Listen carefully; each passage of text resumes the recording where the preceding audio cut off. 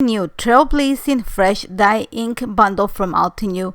Come join me and I'll show you how to create a nice, clean and simple memory keeping layout with them. See you in a bit.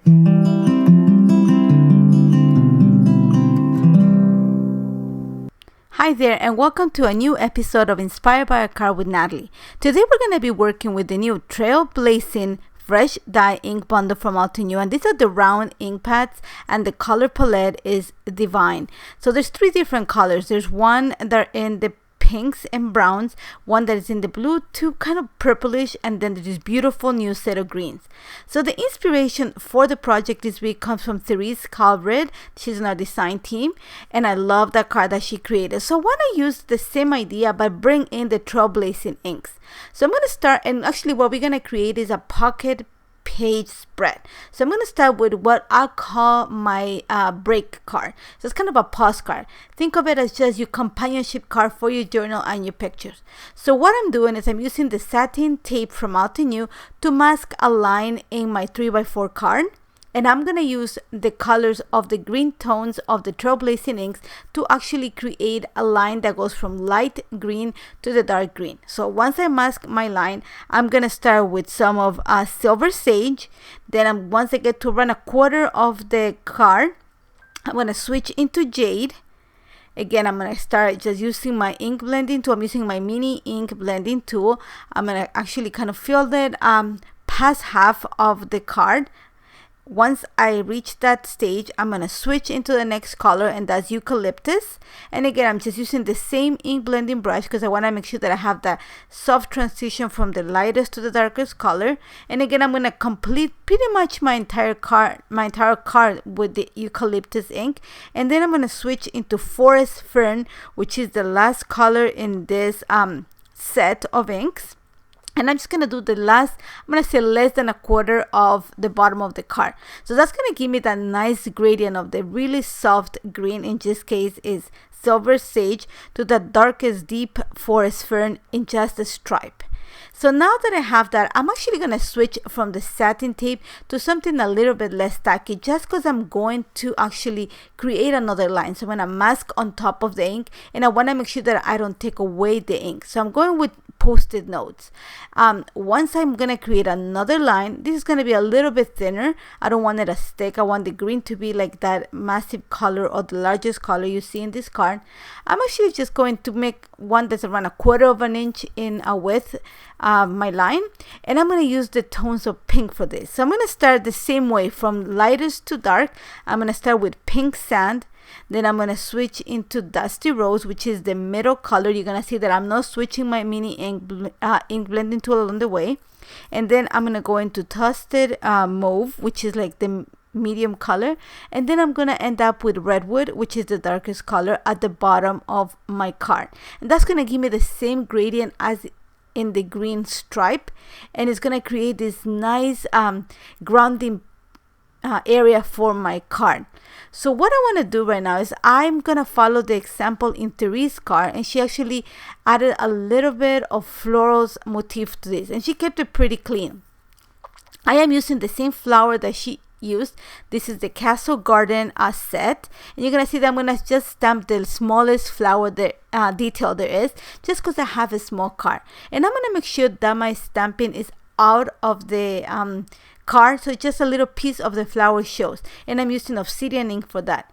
Now Therese also used the Meadow reflection stamp set, so there's beautiful silhouettes of the butterflies. I'm going to use them too for my project. I am using Indigo Skies. This is another one of the Trailblazing ink set. This is the darkest color in the bluish set, and I'm going to stamp one butterfly on the card. Outside of the camera, I actually stamp around 4 or 5 different styles of the butterflies with the same color ink, and actually die cut them. Now I need to add a sentiment to this card, so I went into the same set. This is the Meadow Reflections stamp set, and I'm going to get around 3 sentiments that are going to complete kind of a quote for my card. And I'm just going to layer them, I'm going to set them so that they are within the same line, and I'm going to stamp it on the top right corner of my what I call my sentiment card for my little spread. So that's ready. I'm gonna set it aside. I have another card there that I added with my journal, and I'm gonna write that outside of the camera. So now I'm gonna start working on what is gonna become my title page. For this, I am going to actually start by creating again lines. I'm gonna mask lines on my page. This page that I'm creating is, or this spread, sorry, is for my 6x8 album, but my presentation card or my title card, sorry, is gonna be a little bit smaller. So I'm gonna go ahead and actually mask around 1/2 inch of the edge of the long edge of my page I'm using post-it tape because I want something that is not going to take anything away from the paper or take away the ink. And I'm going to use this time only the 3 lightest colors of the inks. I don't want to go deeper because I want to add quite a bit more onto this page. So you're going to see that I am going to go ahead and start adding my ink following the same direction, lightest at the top of the page to the darkest at the bottom. Now this time I'm going to create kind of a plaid effect on my page. I want to have a meeting point to where I want my flowers, and it's going to give me a perfect grounding spot for my title. So you're going to see that once I create my line vertically, I go and actually mask a horizontal line that's going to cross it.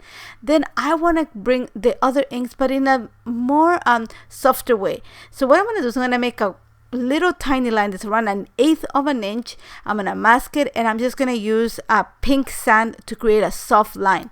Once I have that one ready, I'm going to repeat the same width of a line, and I'm going to use Winter Hyacinth just to create kind of a soft blue line. And I love the effect that this creates on a plaid. It just brings all the colors together in a subtle way. Now that I create those 2 vertical lines that are really thin, I'm going to add a 3rd line, and this 3rd line is going to be white space. Once I have that little white space, I'm going to create another line, pretty much the same width as the green one, but I'm going to use once again those tones of pink that I used in my little presentation card or my little journal card on the spread. And once again, I'm going to use the 3 lightest colors. I'm using Pink Sand, Dusty Rose, and Toasted Mauve to create that gradient, a strip on my vertical line in a way in my title page. Once I have that, I'm actually going to flip my paper, and I'm going to work on the lines on the horizontal to create that kind of plaid look on my page.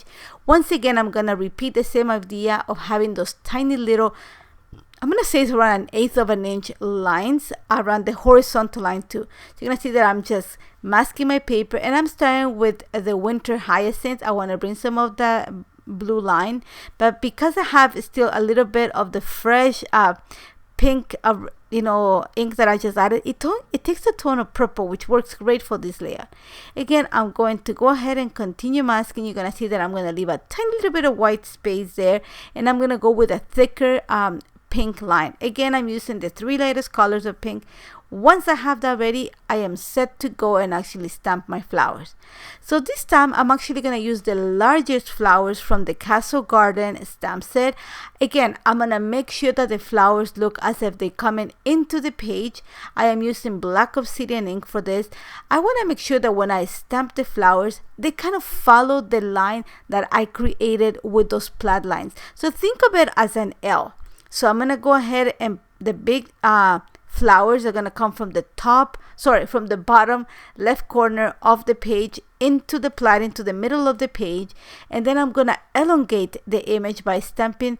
There's a 3rd image here that looks like kind of a single bud coming, like facing up. So I'm going to use that to just kind of elongate that floral shape or floral cluster and make it go higher on the page. So like again, you're going to see that it kind of follows the line of the those lines that are going to intercross. So the design of the flowers are going to follow that design and going to give me the perfect spot for my title. Now to create my title, I'm going to use Winter Hyacinth and Indigo Skies to actually create my pattern paper. And those little pattern paper, I'm just going to use one of the mini ink blending tools and just add color to white cardstock. And I'm going to create quite a big space. I want to create enough to use the U Matter die set. I want to get the negative or the shadow part of it cut out of the blue paper, and then I'm gonna cut the little script out of white paper. And then I'm also gonna use this lightest color to create a second part that says "You matter to me." It's the same die, and I'm gonna back it with the paper, so I have the combination of all those colors in a subtle way. Then all I did is just add those butterflies that I had stamped from the metal reflection. I actually die cut them and add them because I wanted to add a little bit of texture on my page. And just to finish, I added a few enamel dots. I love how this turned out. It's clean and simple, and it combines the new Trailblazing inks in a beautiful way in a pocket page. And I hope you enjoy it. As always, if you have any questions, don't hesitate to contact me, and remember to check the vlog for more details. Thank you so much for joining me. Hello crafters, Jen here.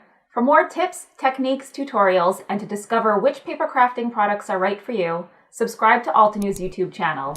Make sure to hit the notification bell so you don't miss any videos. Thanks for watching.